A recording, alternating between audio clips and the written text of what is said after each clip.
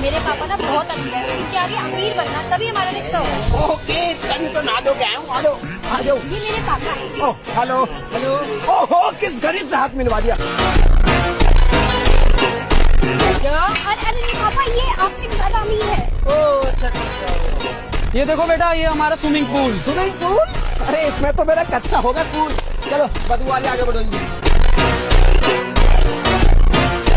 ओह, कच्चा रह गया। चलो। देखो बेटा, ये हमारी गाड़ी। कौन था गाड़ी? पोर्शे बेटा, पोर्शे। हाँ, जो भी है, ऐसे तो हमारे बच्चे रिमोट कंट्रोल से चलाते हैं। पर तुम तो बहुत गरीब हो।